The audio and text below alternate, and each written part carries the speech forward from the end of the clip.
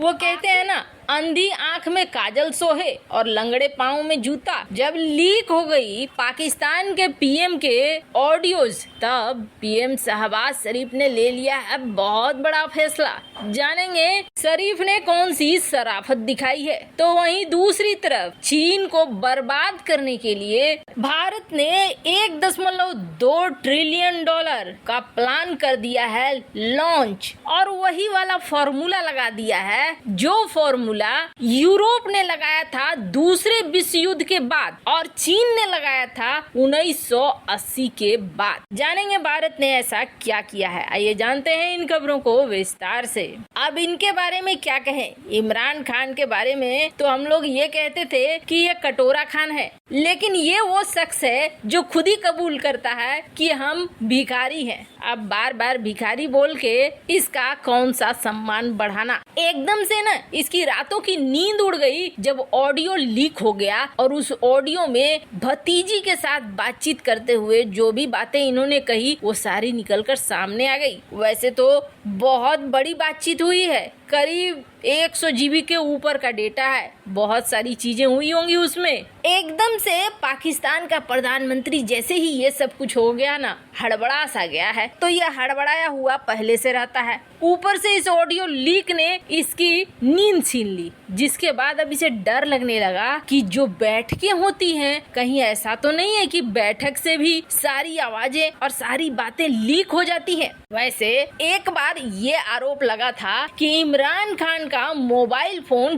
Tap हुआ था। आपको याद होगा वो पेगासस वाला कांड, पेगासस को लेकर बहुत तहलका मचा था, जिसमें कहा गया था कि कई सारे ऐसे देश हैं जिसके राजनेताओं का फोन टैप हुआ है और उसमें इमरान खान का भी टैप हुआ है। इसीलिए भारत ने बालाकोट स्ट्राइक बहुत इजी वे में कर दी, क्योंकि जाहिर सी बात है अगर आपको पता है कि आपके दुश्मन के दिमाग में क्या चल रहा है, किस हद तक जाएगा, तो प्लान करना आसान होता है। कहा तो ये भी गया कि इसी वजह से भारत ने अभिनंदन के नहीं छोड़ने पर धमकी देना शुरू कर दिया था कि हम तो भैया तुम्हारी क्लास लगा देंगे, सोच लो मिसाइलों की बारिश कर देंगे, क्योंकि उन्हें पता था कि इमरान खान की पहले से ही है, माने कि डरे हुए हैं। पर इस बार इन्होंने गजब किया, कहा कि भैया कोई भी केंद्रीय कैबिनेट की बैठक होगी इसमें मोबाइल फोन नहीं ले जाओगे। और एक्सप्रेस ट्रिब्यून की रिपोर्ट के हिसाब से तो ये कहा गया कि पाक प्रधानमंत्री शहबाज शरीफ अपनी अध्यक्षता में एक बैठक कर रहा था, लेकिन बैठक से पहले उसने एकदम से चेक करवाया सारे कैबिनेट के सदस्यों को कि कहीं मोबाइल फोन तो नहीं है। और जब उसे समझ में आ गया कि नहीं मोबाइल फोन नहीं है, तभी घुसने दिया गया। और उसके अलावे एक सिस्टम और लागू कर दिया गया, पीएम हाउस में स्टाफ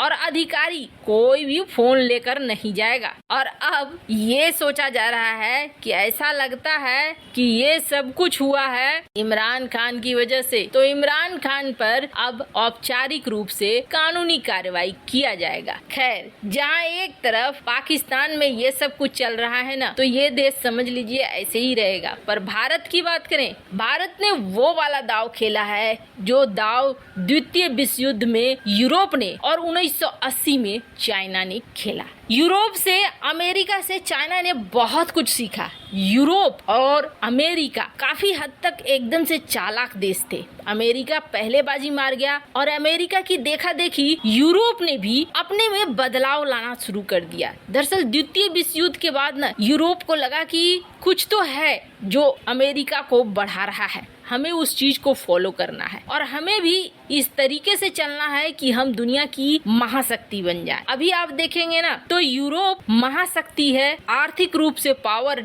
है, लेकिन यूरोप इतना ज्यादा शक्तिशाली होते हुए भी अमेरिका की अवहेलना नहीं करता है। और अमेरिका भी कोई बड़े बड़े डिसीजन लेना होता है तो यूरोप को साथ लेकर चलता है। कितने बड़े युद्ध निकाल कर देख लीजिए, हर युद्ध में यूरोप को वो सहमत करवा लेता है। अगर यूरोप किसी तरीके से सहमत नहीं है तो उसे मनाता है। जैसे आपने देखा होगा अफगानिस्तान से जब अमेरिका अपना सेना वगैरह को निकाल रहा था, तब फ्रांस के जो राष्ट्रपति हैं मैक्रोन, उनकी जो एक्टिविटी थी वो बिल्कुल सही नहीं थी। ये तस्वीर बहुत वायरल हुई थी जिसमें ऐसा लग रहा था मानो वो कह रहे हो कि देखो जो ये किया तुमने बहुत गलत किया। मतलब से उस समय तो ऐसा लगा कि यूरोप में फूट पड़ गई है, यूरोप बाहर निकलना चाहता है, क्योंकि मैक्रोन ने एक और बयान दिया था और मैक्रोन ने ये कहा था कि नाटो ब्रेन डेड हो चुका है, नाटो को बदल देना चाहिए। ये चीज एकदम से झटके वाली बात थी। नाटो को बदलने की बात कही जा रही है, पर अभी जब रूस यूक्रेन की लड़ाई हो रही है तो हम क्या देख रहे हैं? हम देख रहे हैं वो यूरोप इकट्ठा अमेरिका के साथ मिलकर लड़ रहा है। अब ये शक्तिशाली कैसे बने तो आपको बता दें, द्वितीय विश्व युद्ध के बाद ना एक होड़ सी मच गई कि कैसे दुनिया की अर्थव्यवस्था पर, मनी पर, पैसे पर कंट्रोल किया जाए। यूरोप ने देखा अमेरिका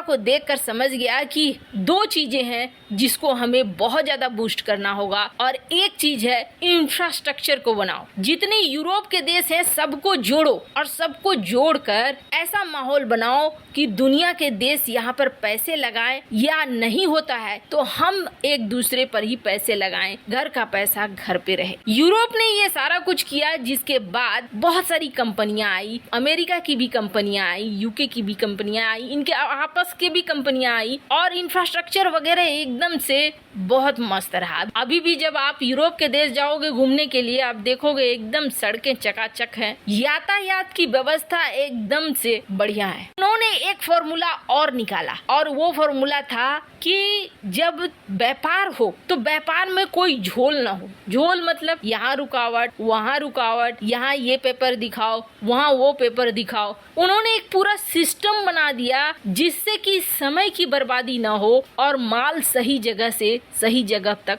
पहुँच पाए। जब 1980 में चीन को समझ में आया कि अरे यूरोप और अमेरिका के शक्ति का राज क्या है, क्योंकि इन देशों ने इंफ्रास्ट्रक्चर वगैरह बनाकर व्यापार पर फोकस करके बहुत ज्यादा अपने आप को मजबूत कर लिया। चीन ने भी यही करना शुरू कर दिया। चीन ने सबसे पहले अपने देश में रिफॉर्म किया, उसके बाद दुनिया के बाकी देशों में सड़क, रेल, पानी हर जगह से जाल बिछाने की कोशिश करने लगा और बहुत हद तक सफल भी हो गया। पर अब जाके फाइनली भारत जागा 2014 में। 2014 में जब भारत जागा तो भारत में सबसे पहले इंफ्रास्ट्रक्चर के नाम पर सड़क वगैरह को मजबूत करना शुरू किया। भारत सरकार ने यहाँ पैसे उछलने शुरू कर दिए। आप देख रहे होंगे ब्लूमबर्ग की इस रिपोर्ट को। इस रिपोर्ट में आपको 2020 तक ये जो प्रोजेक्ट्स हैं ये ऊंचाई पर जाते हुए दिखेंगे, लेकिन 2020-2021 से ये गिरने शुरू हो गए, क्योंकि महामारी वगैरह की वजह से हमारे कई सारे प्रोजेक्ट डिले हो गए। 721 प्रोजेक्ट 1568 प्रोजेक्ट में डिले हो गए। लेकिन